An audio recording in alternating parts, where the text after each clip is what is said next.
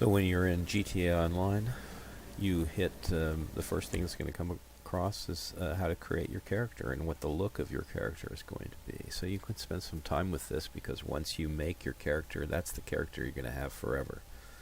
You can create a second character if you want, but you can transfer all of the stats from your first character to your second character.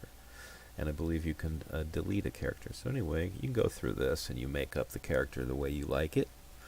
And once you're happy with it, you can finish and start the few missions that are mandatory. You get one from Lamar, and there's a few, 2 or 3, that are mandatory. Do the introduction, the description that they offer, so you can get some more information from them. And then you're out into the open world and free roam.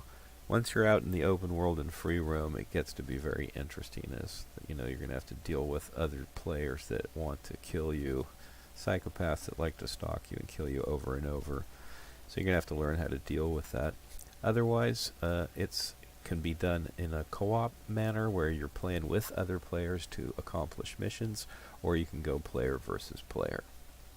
So I hope this has helped a little bit.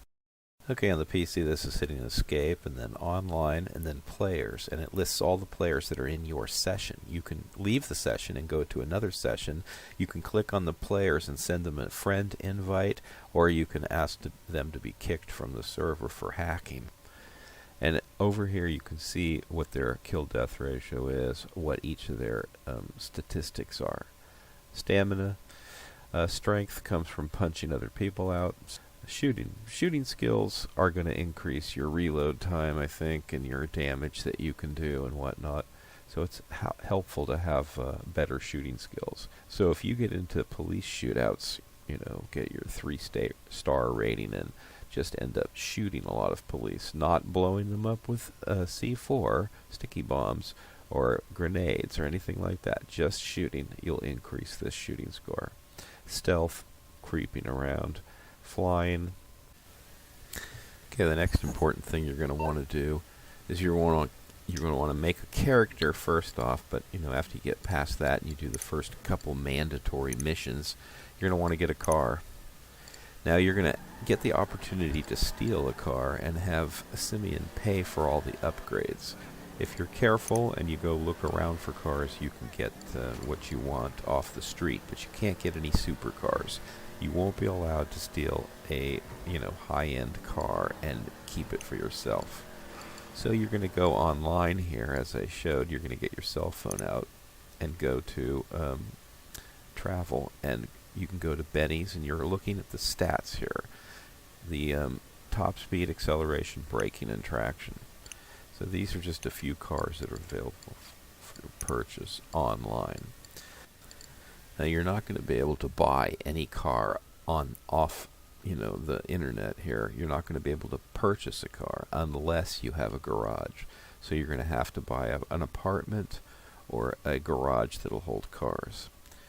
So I'm just showing you some of the cars that you can get, and what you're looking at is the statistics compared to each other. So I'm going to look at the 2-doors. I'm just going to compare all the different 2-doors.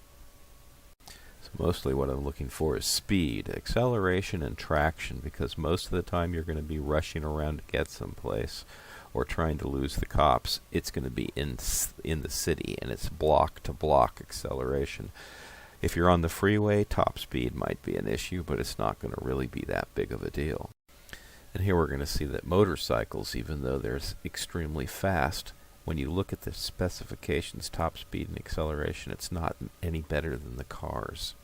A $35,000 car and a $16,000 motorcycle are pretty even, except the braking is much better on the bike.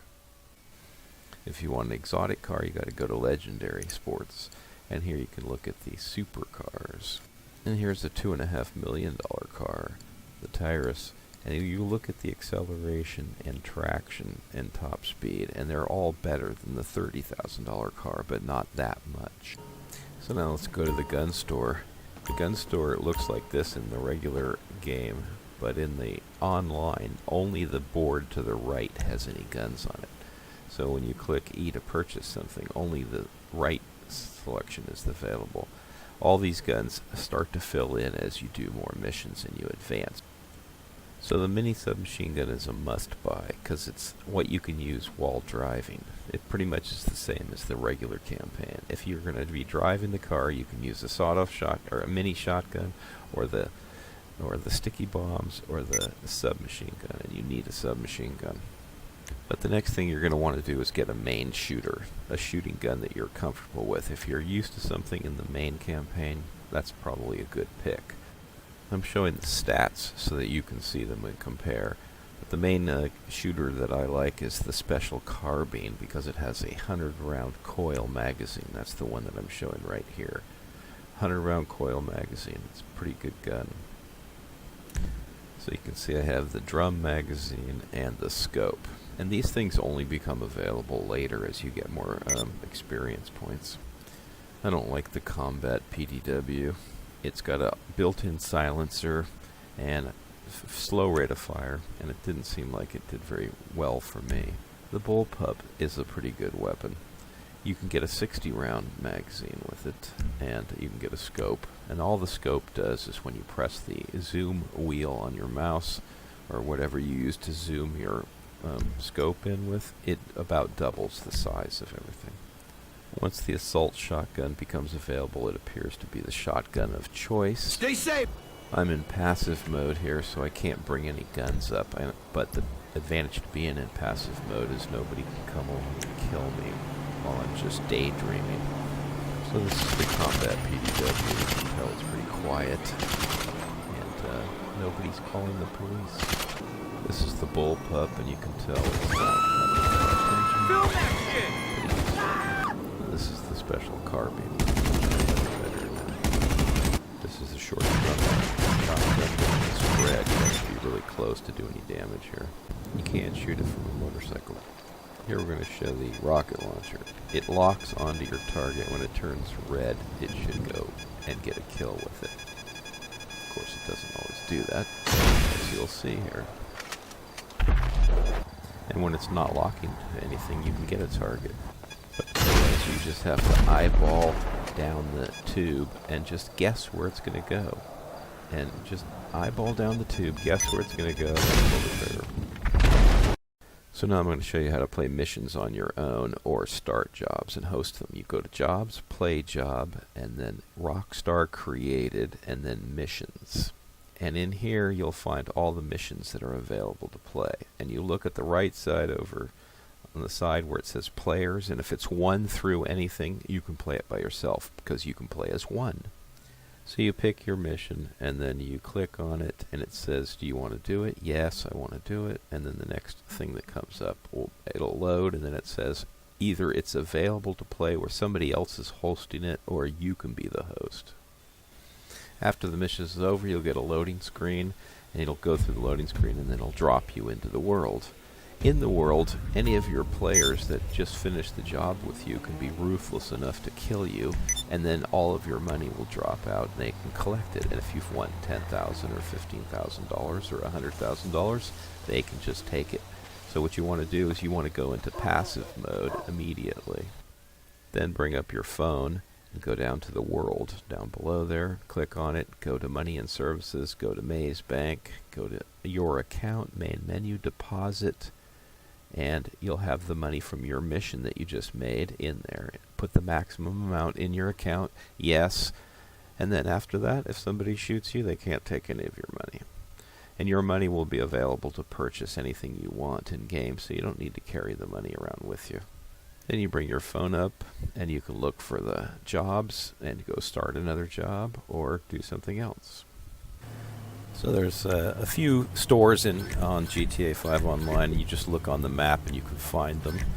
And you go into the store and then you can purchase food and snacks. And the food and snacks gives you health. So if you hit the button and go into your inventory, you can pick the food and snacks and up your health. So on PC you hit M and you bring up this window which allows you to go to your inventory. So here I'm regenerating my health. Going into the inventory and picking snacks, and then go into whatever I have in here, and I'm going to take some of it. Okay, in this I'm showing how overpowered the Kuruma is, the armored Kuruma. And I'm just going in here, and if you look at my green bar, it's hardly going down at all. In fact, I don't think it does go down at all. I'm going to be killing like 15 guys in here without suffering any damage. I don't have to hide behind cover to shoot at them. Just from inside the car, I'm protected. And you can have passengers come with you, and they can also shoot. So you can have 4 passengers in this car.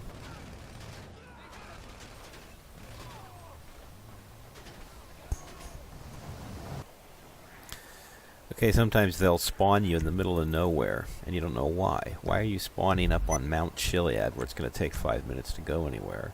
So you look at the options and the last spawn location, and you can set where you want to be spawned. In the beginning, maybe it has random automatically set, but after you get a house, you can spawn at your house. Next, you can go into the interactive menu and go to Vehicles and request a personal vehicle, and it'll respawn your car right next to you. And then you want vehicle access to be restricted to just passengers. Otherwise, somebody can jump in your car and drive off in it and leave you stranded. And lastly, you can go to your phone and call Moore's Insurance to replace your car if it gets blown up or somebody else destroys it or the police destroy it. The other thing I'm going to suggest you do is that you go on YouTube and you watch the different heist missions that are available in GTA 5 Online, because the instructions are horrible and they're not going to tell you what to do. There's a Pacific Standard Job, the Prison Break, and Humane Labs. And if you look and watch somebody else completing them, you can get an idea of the job that each of the parties has to do, because it's not all everybody's all together. Most of the time they have individual jobs they have to do. And if you don't know where to go and what to do, then you fail over and over again. I'm on the outside.